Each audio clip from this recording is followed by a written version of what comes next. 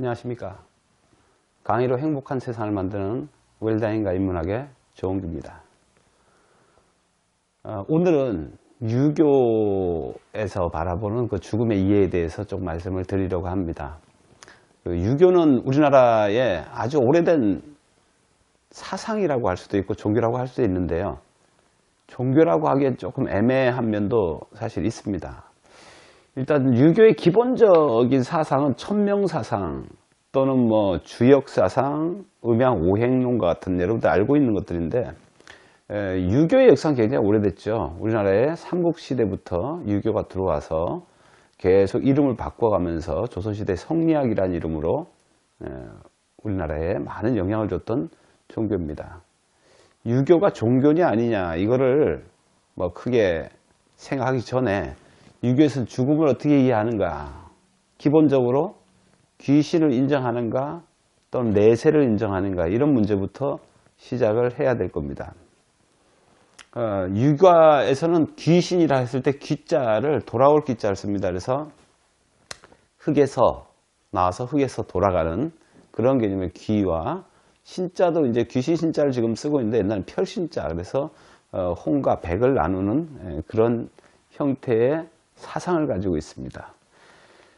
기본적으로는 주희 같은 경우에는 이기론에서 기와 이를 얘기했고요. 우리가 잘 아는 이제 이와 기의 얘기를 했고, 인간은 정귀신이 합치됐다가 정귀신이 흩어지는 거다, 이렇게 얘기를 보통 합니다. 여기서 정이라는 것은 우리 형태를 얘기하는 거죠. 그 다음에 기는 우리가 여기 있는 생명의 어떤 그런 거라고 보면, 신이라고 했을 때 서양적으로 보면 이성을 신이라고 하죠. 그래서 정귀신이 뭉쳤다가 정귀신이 흩어지는 형태, 이거는 도교에서도 마찬가지로 기가 뭉쳤다 기가 흩어지는 형태, 불교에서는 오온이 뭉쳤다 오온이 흩어지는 형태. 그래서 동양적인 사고는 무엇인가가 뭉쳤다가 흩어지는 형태의 죽음을 이야기합니다.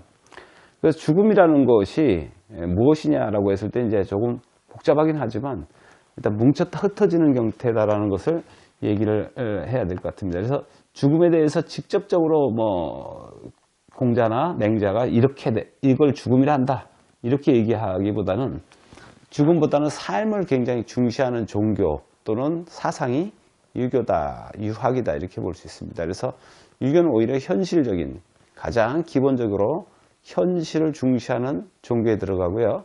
내세를 인정하지 않는 그런 형태를 가져갑니다. 그러면은 유교에서는 어떻게 내세와 현세를 이어주냐 하면, 바로 제사라는 제도를 위해서 산자와 죽은 자를 만나게 함으로써 그런 관계를, 삶과 죽음의 관계 또는 현생과 이승의 관계를 연결해 줍니다. 기본적으로 그래서 의례 쪽에, 죽음 의례에도 관심을 많이 가지는 것이 바로 유교다. 유교에서는 육신을 백이라고 하고 정신을 혼이라고 합니다. 그래서 혼백이 분리된 상태를 죽음이 왔다 이렇게 얘기하고, 혼과 백이 각각의 황천으로 간다 이렇게 얘기하죠. 백은 땅에 묻혀서 흙이 되고, 또 영혼은 황천길로 간다 이렇게 이해하는 것입니다. 그럼 기본적으로 유교는 자손을 통해서 자신의 생명이 불멸을 가져간다라고 하는 사상을 가지고 있다라고 보셔도 됩니다. 그래서 나와 똑같이 닮은 그런 나의 자식이 내 그대로의 유전자를 이어받아서 다음 생을 이어가는 거죠. 그래서 우리가 이걸 대를 잇는다 이렇게 얘기합니다. 그러니까 내가 죽어도 내 자식이 있음으로써 나의 형태를 그대로 가져가고 나의 유전자를 그대로 가져가는 형태를 바로 대를 잇는다. 옛날에 중국 영화를 보면 어떻습니까? 아버지를 죽인 원수하면 가장 아주 나쁜 놈으로 보죠. 그게 아버지와 나의 관계가 거의 일체의 관계로 이제 보기 때문에 그렇습니다. 그래서 제사를 통해서 아버지가 오신다 하면은 나의 분신이 오시는 것과 같은 아주 그런 대단한, 그래서 제사를 가장 높이 치는 형태를 가져가게 되어 있습니다. 자, 유교는 잠깐 보시면요, 공자가 창시해서 다음에 이제 공자의 제자들이죠. 맹자, 순자, 뭐 한유, 주자, 왕양론 같은 이런 것들이 쭉, 왕양면 같은 사람들이 이어져 가면서 사상을 만들어 갔던 것이고, 이 유교를 유학 또는 유가라고도 합니다. 그래서 유교라고 했을 땐 종교의 형태고 유가라고 했을 땐 집단의 형태를 말씀드리죠. 유가. 그 다음에 유학이라고 할 때는 학문의 형태입니다. 이게 시대에 따라서 이제 유학이라는 말이 바로 유교란 말이 훈구학이라든지 성리학, 주자학, 양명학, 고증학 같은 이런 형태를 쫙 넘어가다가 나중에 공맹사상이다라고 통합되어서 우리나라에 이제 소개된 것입니다. 유교는 다른 종교와는 달리 이제 신을 인정하지 않는 종교다 이렇게 보시면 돼요. 자, 신을 인정하지 않는다라고 하는 점에서는 종교적 특성이 굉장히 약하고 학문적 특성이 강한 거죠. 불교 같은 경우에는 다신의 형태를 가져가고 기독교의 형태는 일신의 형태를 가져간다면 유교 같은 경우는 철저하게 무신의 형태죠. 물론 불교도 무신의 형태이긴 합니다만 그래도 약간 신이라는 개념을 가져갈 수 있습니다. 도교 같은 경우에는 어떻게 될까요? 도교도 나중에 도교를 공부해 보시면은 도교는 영원 불멸이 아니고 영생을 누리는 신선 사상을 가져갑니다. 그래서 도교에는 그래도 원시천존이라든지 우리가 잘 아는 상제, 옥황상제나 이런 신의 개념이 있습니다. 그런데 유교에는 신이 누구냐라고 했을 때는 조상신의 개념을 얘기할 수밖에 없습니다. 그래서 유교는 옛날부터 이상적인 사회, 즉 군자로서 얘기하는 이상주의 사회를 지향하는 성리학이 발달되면서 현실 종교로 자리 잡았다 이렇게 보실 수 있습니다.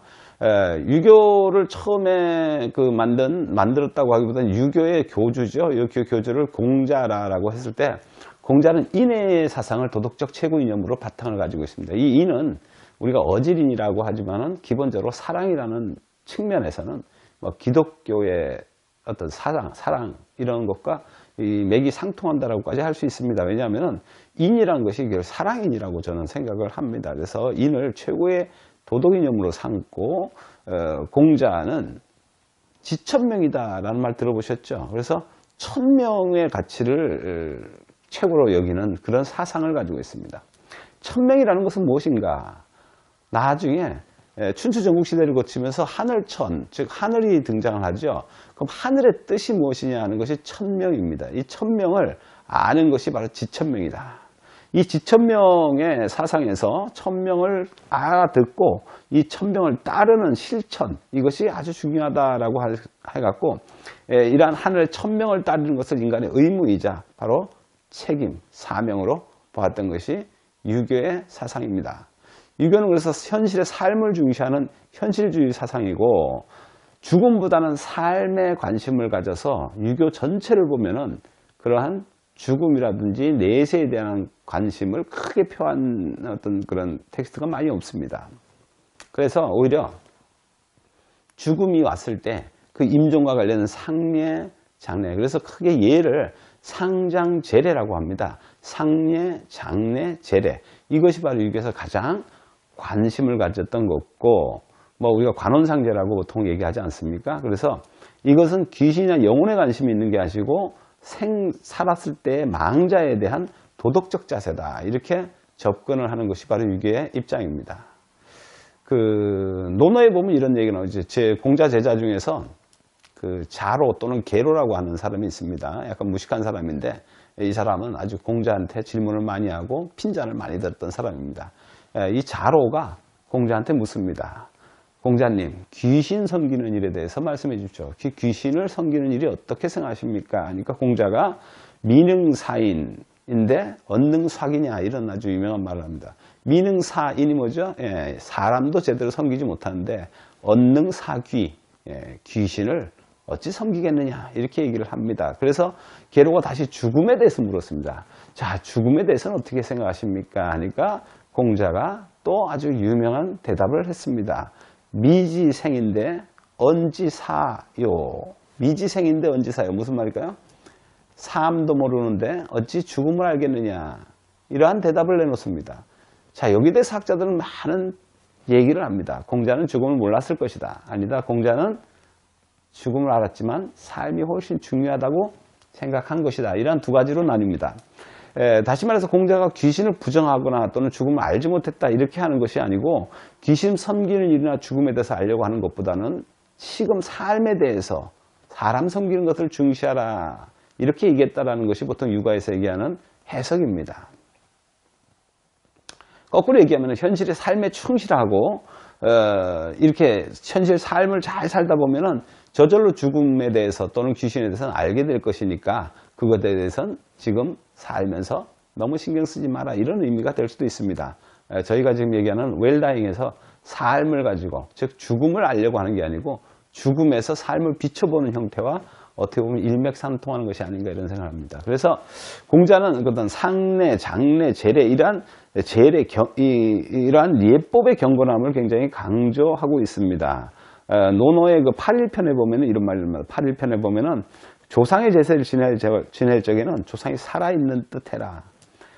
나중에 보면은 뭐 공자 가서는 나중에 보면 가레펠람이라든지 이런 데 봐도 같은 얘기가 나오는데, 유교에서 말하는 그 사람 섬기는 것, 죽은 사람을 섬기는 것은 산자와 죽은 자가 같다라는 개념에서 출발을 합니다.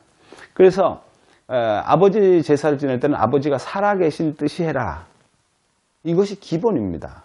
그래서 사실은 우리나라에서 많은 제사법이 있는데 그 제사법을 가지고 이 집 저 집이 싸우는 것은 옳지 못합니다. 그리고 또 제사법은 그 집의 가풍이다, 문화다, 이렇게 보셔야 되고요. 뭐 고기를 왼쪽에 놓니 오른쪽 놓니 갖고 싸우는 것은 정말 맞지 않습니다. 그리고 무엇을 놔야 되는 것 하는 것도 맞지 않습니다. 왜냐하면 안동에 가면 강고등을 놓기도 하고요. 전라도 가면 홍어를 놓기도 합니다. 그런데 이것은 살아계셨을 때 잘 드신 것을 놓으면 됩니다. 요새는 뭐 피자도 놓고 하는데 안 드셨던 걸 한번 드시게 하는 것도 저는 괜찮다고 생각을 합니다. 다시 말해서 공자의 법은 산 자와 죽은 자를 같이 대하라. 똑같이 대한다라고 보시면 됩니다. 그래서 제사법이라는 게 예전에는 그 자시라 그래서 11시가 넘어가면, 밤 11시가 넘어가면 그 귀신이 나타나는 걸로 되어 있거든요. 11시에서 1시까지가 자시입니다. 그래서 어머님이 돌아가시고 나면, 아버님이 돌아가시고 나면 그 돌아가신 전날 제사 준비를 하는 겁니다. 낮에 가족들이 모여서 준비를 하고, 그리고 잘 준비했다가 튀김을 하고 이렇게 해가지고 저녁 때 너무너무 아버님이 보고 싶어서, 나의 분신 아닙니까? 그래서 11시가 딱 되면은 제사를 차리고, 자시가 되면은 아버님을, 즉 귀신은 자시부터 나타난다. 그래서 11시가 되면 아버님을 제사를 지냈던 것이죠. 그래서 제일 먼저 아버님이 오면 산자를 대하듯이 하니까 어떻게 되겠어요? 우리나라의 예법이 오시면 술 한 잔부터 권하는 겁니다. 그래서 술 한 잔 딱 권해놓고, 그렇게 해가지고 밥숟가락을 거꾸로 꼽아서 여기 드십시오, 젓가락을 옮겨 다니면서 제사를 지내는 거죠. 여기에 제사법이라는 것은 결국은 특별히 없는 것입니다. 왜요? 아버님이 잘 드시던 거 드시고, 그리고 아버지가 살아계신 뜻이 똑같이 하시면 됩니다. 그러면은 아버지가 드시는 동안 조금 기다려줬다가 또 젓가락을 옮겨드리고 하면서 산자를 대하듯이 하면 그것이 올바른 뭐 예법이라고 할 수 있죠. 요즘에는 이제 무슨 예법이 정해진 걸로 알고 사람들이 제삿날을 그냥 전날로 자꾸 지내는데, 전날이 7시에 지내는 것은 뭐 옳지 못하다. 그럴 바에야 차라리 당일날 지내는 게 맞지 않을까. 옛날에는 전부 다 자시다 그래가지고 전날 준비해가지고 그달 11시부터 지내는 것을 올바르게 예법으로 갖추었던 것입니다. 이것은 예법이 딱 정해진 게 아니고 공자의 사상을 이해해야 된다는 거죠. 무슨 얘기예요? 살아계신 뜻 죽은 자를 대하라, 이렇게 얘기를 할 수 있습니다. 실제로 뭐 조상이 왔다 안 왔다 이게 문제 아니고, 그런 왔다고 생각하고 경건한 자세를 취하고 그렇게 하는 것입니다. 그래서 조상은 어떤 의미냐면 자손을 보살피는 의미가 있기 때문에 제사를 지내면서 우리 아이 잘 되게 해주세요, 너 할머니한테 빌어라, 너 잘 되다라고 할머니한테 얘기해라, 이렇게 조상과 만나는 날이다라고 보시면 됩니다. 그래서 공자는 장례를 치를 때도 형식적인 어떤 절차보다는 진심으로 애통해하고 슬퍼하고 이거를 갖다 중시했고, 그 진정성으로 사람을 평가하는 것이 올바르다라고 공자는 얘기를 했던 것입니다. 자, 유교에서는 사람이 죽음으로 이 육체는 소멸되지만은 후손을 통해서 계속 영속적으로 이어져 가는 것을 바로 얘기하고 있습니다. 그래서 우리가 종교적 관점을 떠나서 기가 모였다가 흩어지는 관점에서 죽음을 좀 이해하는 것이 바로 유교의 사상이다.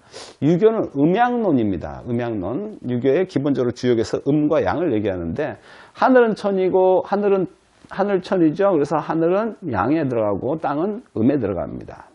정신은 두 개로 나뉘죠. 정신은 정입니다. 그래서 정은 음이고 신은 양에 들어가고요. 혼백으로 나눴을 때 혼은 양이고 백은 음에 들어갑니다. 사람은 기가 정신혼백이 모여서 뭉쳤다가 기가 흩어지면 죽는다. 이렇게 기본적으로 유교에서는 얘기를 했습니다. 자, 사람이 죽으면 귀신이 된다 이렇게 얘기했는데 서양 애들은 뭐 고스트다 이렇게 얘기해갖고 귀신 이렇게 얘기하지만은 동양에서는 귀신의 실체를 인정하지는 않습니다. 귀신이라는 게 돌아갈 귀자에다가 아까 얘기했듯이 별신자를 얘기하기 때문에 귀신은 사람이 죽어서 백이 되어서 돌아간다. 혼백이 분리되면은 황천길, 몸은 땅 속으로 돌아가고 혼은 저 하늘로 가서 조상신이 된다. 이렇게 기본적으로 두 개를 나누어서 보는 형태입니다. 유교에서는 우리가 크게 복을 갖다가 5개라고 해서 오복이라는 말을 씁니다. 상서 홍범편에 보면 오복이라는 말이 나오는데 이 오복에 바로 죽음에 대한 복이 들어가 있습니다. 그래서 오복의 첫 번째가 수입니다. 이게 목숨 숫자를 쓰죠. 그래서 목숨, 즉 수명을 탁 해가지고 장수하는 것을 오복의 첫 번째로 삼았습니다. 장수하십시오, 오래 사십시오 이렇게 우리가 많이 하는 말들에 우리가 복을 기원하는 말이 들어가 있다. 두 번째가 부입니다. 그래서 물질을 부유하고 넉넉하게 살고 잘 사는 것을 오복의 하나로 꼽았습니다. 그리고 강령하십시오 하는 말을 쓰죠. 그 강령이란 말이 몸과 마음을 모두 건강하게, 몸뿐이 아니고 마음도 건강하고 강령한다 이렇게 얘기합니다. 그래서 건강과 마음과 몸이 전부 다 편안하게 사는 것을 강령한다 이렇게 얘기하고요. 유호덕이란 말을 씁니다. 유호덕은 바로 남을 덕을 닦아서 유호덕이죠. 덕을 닦아서 남한테 베푸는 것을 유호덕이다. 이걸 오복의 하나로 삼았습니다. 그리고 마지막으로 삼았던 게 바로 고종명이라고 하는 것입니다. 이 고종명은 천명을 다 해가지고 무고하게 고통 없이 잘 살다가 돌아가시는 것을 고종명이다. 그래서 우리가 크게 유교에서 오복을 따지면 수부, 강령, 유호덕 그리고 고종명 이렇게 해갖고 우리가 5가지를 삼는데 이 중에서 목숨 숫자가 들어가고요. 마지막이 뭡니까? 예, 고종명이 들어갑니다. 그래서 이 목숨에 대한 것이 2가지가 수명을 오래 장수하는 것과 장수하여서 고통 없이 천명을 다 해서 돌아가시는 이 2가지가 오복의 2가지로 들어간다 하는 정도는 여러분 알아두시면은 유교에서 이렇게 목숨을 굉장히 중요시 여겼구나 하고 알 수 있습니다.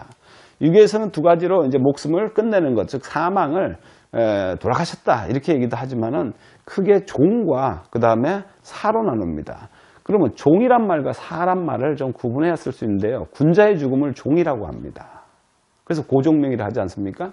그럼 군자는 뭐냐면은요, 군자는 그 마칠 종자를 쓰는 거죠. 왜냐하면 어떤 삶을 잘 살다가 마지막에 도에 들어간다. 그래서 어떤 죽음이 끝이 아니고 지금 요 상태의 어떤 상태에서 끝을 맺는 걸 이걸 종 쳤다. 뭐 종, 예, 마칠 종자를 쓰니까 예, 요걸 어떤 일정한 어떤 자기의 일정한 책임을 다했다라고까지 할 수 있죠. 어떤 내가 역할이 끝나는 것을 종이라고 보시면 아마 될 것 같아요.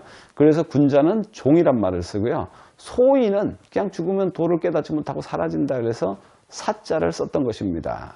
그래서 죽음을 맞이하면은 도와 하나가 되어 새로운 삶을 시작한다라는 것을 종으로 치니까 여러분들도 가능하면 사보다는 종을 하셔야 될 것 같습니다. 유교에서는 우리나라를 갖다가 이렇게 살아가면서 유교는 천명이라는 개념을 쭉 따졌습니다. 천명을 다 한 것을 도덕적 의무를 다 한 것이다 이렇게 얘기를 하고 이걸 종으로 보았다라고 보시면 됩니다. 그래서 도덕적이고 정의롭고 잘 살고 가치 있는 삶 이걸 잘 지냈을 때는 그렇게 죽음을 슬퍼하거나 두려워할 대상은 아니다라고 보았던 것입니다. 그래서 공자는 죽음에 대해서는 명이라는 관념을 사용했습니다. 명을 다한다 이렇게 했죠. 논어에 공자가 제자 배국이라는 그 제자가 문둥병에 걸렸습니다. 문둥병에 걸려서 아주 아파서 죽음을 앞두고 있을 때 문병을 갔습니다. 그랬더니 젊었을 때 죽는 그 사람을 갖다가 남쪽 총문을 통해서 그 외에 손을 잡고 연결하면서 아 이런 병에 걸릴 리가 없는데 명인가 보다 이런 사람이 이런 병에 걸렸는데 명인가 보다 이러면서 탄식하는 장면이 논어에 나옵니다. 그 공자에 있어서 명이라는 것은 생사, 귀천, 이렇게 인간의 의지는 어찌해볼 수 없는 것을 명이라고 했고, 하늘이 준 명을 천명이다 이렇게 얘기를 했습니다. 그래서 명이라는 것은 우리가 어쩔 수 없이 하늘에서 행하는 것이다. 기독교로 얘기하면 하느님의 뜻이다 이렇게 받았던 것이죠. 그런데 이런 명을 공자는 완벽하게 받아들였다고 할 수가 없습니다. 운명에 순응하고 있는 그대로 받아들이려고 했던 것이 공자가 아니고 여기에 조금 반항적 태도를 취했다는 것이죠. 명을 알지 못하면 군자가 될 수 없다 이렇게 말하면서 명을 통해 하늘에서 내린 사명을 내가 깨우쳐야 되는 것, 이것이 바로 우리가 실천해야 되는 도덕적 삶이다라고 하면서도 명이 우리가 의를 통해서 실천되는 것이다. 그래서 이 중국 나중에 공부를 조금 해보시면요, 하늘의 명이 무엇이냐라고 처음에는 명에 대해서 굉장히 하느님, 즉 하느님의 사상을 무조건적으로 받아들여야 했던 것이 있습니다. 이 은나라 때 보면은 전부 다 각골문자에서 하느님한테 상제한테 점을 쳐갖고 모든 것을 결정을 했던 것이 바로 1000명을 따랐던 거 아닙니까? 그랬는데 나중에 1000명을 따랐던 은나라가 주나라 무왕한테 멸망을 당하죠. 그래서 주나라 무왕한테 멸망을 당하고 은나라 사람들이 그렇게 우리가 하나님을 믿었는데, 상제라고 합니다. 여기서 동양의 하나님은 상제님을 믿었는데 왜 우리가 이렇게 망했습니까? 왜 이렇게 주나라한테 점령을 당했습니까? 하고 패닉에 빠집니다. 이러한 상태, 즉 하늘이 도대체 왜 우리를 이렇게 했을까? 거기서부터 사실은 제자백과의 사상이 시작된다고 할 수 있는데요. 춘추 전국 시대를 돌아가면서 은나라 사람들이 제기했던 이런 문제, 즉 하늘을 따랐는데 왜 우리가 망했느냐? 그래서 하늘에 천명이라고 얘기하죠. 하늘을 움직일 수 있는 무언가 있지 않을까라는 것이 바로 유교의 근간이 되죠. 하늘을 움직이는 것이 있다는 거죠. 그래서 그 유명한 노자가 나와서 하늘을 움직이는 것이 있다. 그것이 바로 덕이라는 항목이다라는 거죠. 그 덕이 하늘을 움직일 수 있다는 거죠. 그래서 하늘이 천명이지만 천명을 우리가, 즉 사람이 움직일 수 있다고 하는 것이 중국의 사상입니다. 그럼 어떤 사람이 하늘을 움직이냐? 덕이 있는 사람이 하늘을 움직인다라고 했던 게 노자의 사상이고요. 공자는 뭡니까? 인한 사람이 하늘을 움직인다는 개념이죠. 그래서 천명을 그대로 받아들이는 것이 아니고 우리가 천명을 만들어갈 수 있다라는 것을 갖다 얘기하는 겁니다. 그래서 공자는 인의예지신을 얘기했던 거고요. 그렇게 이제 이해를 하시면 조금 편합니다. 그러면은 공자는 왜 죽음에 대해서 대답을 해놓지 않았을까? 왜 죽음이 무엇입니까? 라고 했을 때 정확한 대답을 하지 않고 삶을 자꾸 얘기했을까? 이런 질문에 대해서 말씀드리면 그 당시 상황을 조금 이해를 하셔야 됩니다. 이 당시의 상황, 즉 기원전 한 484년 정도 자기가 낳고 자랐던 이 노나라의 상황, 이 노나라의 사상인데, 이 당시가 어디냐면 춘추 전국시대, 춘추 말 전국 초거든요. 그럼 춘추 말 전국 초라고 하는 시점은 어디냐면요, 춘추 5패라고 아시죠? 그 다음에 전국 칠웅이라는 나라가 나옵니다. 이 전국 칠웅 전에는 약 70개의 나라가 중국에서 패권을 다툼하던 시대입니다. 엄청 많은 사람들이 그저 나라를 갖다가 부국강병을 위해서 살던 시대고, 이때에 전부 다 사상가들을 통해서 자기 나라를 어떻게 하면 부유하게 만들고 다른 데 패권을 차지하느냐라는 것 때문에 굉장히 노력을 했던 겁니다. 논어인가요? 논어에 보면은 그 공자가, 논어 맞죠? 논어의 공자가 이렇게 길을 가다가 그 밭갈던 노인한테 그 나루토를 묻는 장면이 나옵니다. 그래서 장저라는 사람이 있고 자로가, 아까 그 얘기했던 자로입니다. 이 자로가 그 장저라는 사람한테 묻습니다. 근데 장저라는 사람이 저기 곱비에 올라앉아 있는 저 옷잘 입는 사람이 누구냐? 그랬더니 공구입니다. 라고 자로가 대답하죠. 공구입니다. 공구는 바로 공자의 이름이 구기 때문에 공구입니다. 라고 했더니, 그 노나라의 공구란 말이냐? 예, 그렇습니다. 그러면 나루토 가는 길을 나한테 물을 게 아니고 노나라의 공구가 그래 똑똑하다는데, 그 노나라 공구 같으면 그 사람이 잘 알 텐데, 그렇게 얘기했습니다. 그래서 공구란 사람의 제자니 아니가? 그랬더니 예, 제자입니다. 그랬더니 그 온 세상이 다 이렇게 복잡한데 공자처럼 그렇게 이곳저곳 돌아다니면 나쁜 거나 피해 다니는 그런 사람 따르지 말고 어리석은 세상을 이렇게 피해서 차라리 우리한테 와서 우리하고 같이 살자 이렇게 하는 얘기가 나옵니다. 그러니까 무슨 얘기인지 알겠죠? 가다가 그 공자가 나루토 가는 길을 물으니까 제자를 통해서 물으니까 공자가 모르는 게 없는데 왜 그러냐? 그 저 사람이 공자냐? 공자다. 그랬더니 그러면은 차라리 공자처럼 저렇게 온 동네 다니면서 이곳저곳 다니면서 기웃대는 사람 말고 차라리 나쁜 거 다 피해가지고 어리석은 세상 말고 어지러운 세상에서 피해서 우리 같은 사람하고 살자. 아니, 도가 쪽이겠죠, 이쪽이 아마. 그랬더니 공자가 나중에 이 말을 듣고 얘기를 합니다. 우리가 날짐승이나 그러니까 날짐승이나 그런 뭐 길짐승처럼 그렇게 살 수는 없지 않냐, 짐승처럼. 세상 사람들과 같이 더불어 살지 않으면 누가 이 세상을 좋게 만들겠느냐. 무슨 말이냐면 도가의 사람들은 무의자연 사상을 얘기해서 아이고 어지러운 세상 피해버립니다. 그런데 공자는 그 속으로 들어가 버렸죠. 그래서 이 어지러운 세상에 들어가서 내가 살겠다는 것이죠. 이 춘추 전국 시대를 이제 종식하고 진나라에 나중에 통일을 했던 사람이 진나라 진시황이라는 사람이란 말이에요. 그래서 이때는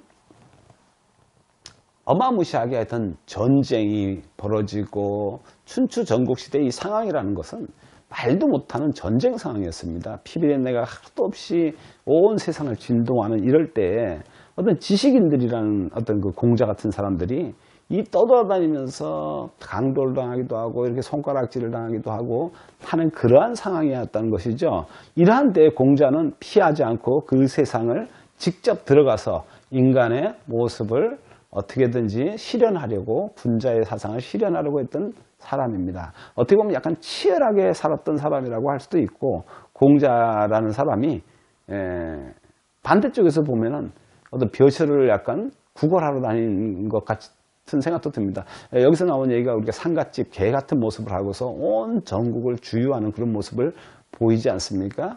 그런데 공자는 어쨌든 간에 이 유교에서 가장 중요한 것은 인간에 관한 중요한 문제를 삶에서 보았다는 것이죠. 삶과 죽음의 문제, 삶도 모르는데 어찌 죽음을 알겠는가 하는 답이 어떤 공자의 소명의식의 표현이라고 할 수 있다. 그래서 공자는 이 1000명을 완수하면은 기꺼이 죽음도 받아들일 수 있다라고까지 본 것이 아닌가 이런 생각이 듭니다.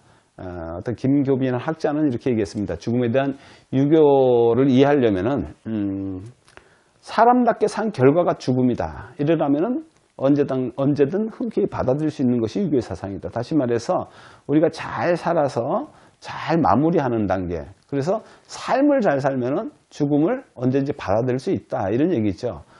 그래서 우리가 오히려 웰당에 가까운 생각을 하고 있는 것이 유교가 아닌가 하는 생각이 드는 겁니다. 죽음을 얘기하는 것이 아니고 삶을 잘 살아서 그 보상책이라는 거예요. 예를 들면 레오나르도 다빈치도 이렇게 얘기했지만 하루를 잘 산 사람은 저녁 때 행복하다. 한 해를 잘 산 사람은 연말에 행복하죠. 그래서 우리가 한 1년, 2년을 얘기할 게 아니고 평생을 잘 산 사람이 죽음 앞에서 굉장히 떳떳하고 행복할 것이다. 유교에서의 군자의 상은 어떤 형태로든 나중에 내 자손들이 내가 잘 사는 보상받을 것이다 라는 개념이죠. 그래서 유교의 어떤 사상 자체는 내세가 없다 보니까 조금 애매한 면은 있습니다. 우리가 현실주의라는 거죠. 우리가 수년 동안 유교적인 어떤 그 생활을 했기 때문에 현실에서 치열하게 남과 경쟁하고 싸워서 다음 세상을 생각하지 않는 삶, 이쪽에 오히려 우리가 경쟁을 야기시켰다는 그런 부정적 측면이 있다면 이 유교에서는 그럼에도 불구하고 내 모든 것이 내 자손에게 전수된다는 것입니다. 그래서 우리가 어머니 아버지가 모범을 보여야 자손이 잘 되고 자손이 부모를 봉양하고 이런 관계에서 도덕적 관념을 유지하는 것입니다. 예를 들면 왜 도덕적으로 살아야 되는가? 우리는 모럴 플레저라는 걸 어디서 도덕적 압박을 받아야 되는가가 각자 틀리다는 것이죠. 다시 말해서 기독교는 천국 사상이기 때문에 우리가 열심히 잘 살아가지고 하나님을 믿고 해서 다음에 천국 간다라는 보상체계가 있고요. 불교는 우리가 열심히 잘 살아서 좋은 업을 쌓으면은 다음에 좋은 곳에서 좋은 업을 받고 좋은 곳에 태어날 것이다 라는 그러한 어떤 업에 대한 기대치가 있다면은 과연 유교는 무슨 기대치를 갖고 있느냐 하는 것이죠. 그래서 유교는 바로 우리가 이름이라는 것을 얘기합니다. 역사에 이름이 남고, 두 번째는 내 자손이 내가 자람으로써 잘 살 수 있다는 개념. 그래서 우리나라 엄마들, 아버지들처럼 자식을 열심히 키우는 사람도 없습니다. 사실은 요새 좀 안타까운 것은 부모가 열심히 해놓으면 부모는 고생을 하고, 그 다음에 자식이 보상을 받는 그런 시스템이 되는 것이죠. 자, 유교에서의 죽음은 그래서 우리가 어떤 하나의 목적을 가지고 딱 있는 것이 아니고, 기가 모였다가 기가 흩어지는 상태로 좀 보시면서 여러분 이해를 하시면은 좋을 것 같습니다. 처음 얘기했듯이 유교는 제사를 통해서 죽은 자와 산 자가 만나서 우리가 죽은 다음 세계를 이해한다. 아이러니한 것은 하나가 있습니다. 공자는 이 귀신이 즉 조상신이 된다라고 했을 때 이 조상신이 계속 남아있는 것이 아니고 얼마 동안 존재하다가 없어지는 걸로 봤습니다. 그래서 우리가 귀신 즉 죽으면 조상신이 되고요. 조상신이 존재하는 기간이 거의 정해졌다고 보는 거죠. 엄마, 아버지, 할머니, 할아버지, 증조, 고조까지, 즉 이 4대까지가 살아있다는 것은 귀신이 형태로 있다가 조상이 우리 후손을 보살피고, 그리고 어느 시점이 돼서 날아가죠. 우리가 이렇게 없어진다, 사라진다. 그래서 우리가 보통 유교에서 제사를 지낼 때 4대 봉사라는 걸 합니다. 그래서 엄마, 아버지, 할머니, 할아버지, 그렇게 고조, 증조, 고조까지 우리가 지내는 제사 풍습이 있습니다. 이러한 형태를 보더라도 내세라기보다는 일정 동안의 조상과 우리 후손의 관계를 설명하는 것이 바로 유교의 죽음이다. 이렇게 볼 수가 있습니다. 자, 오늘은 유교에 대해서 설명을 드렸습니다. 다음 시간에 뵙겠습니다. 감사합니다.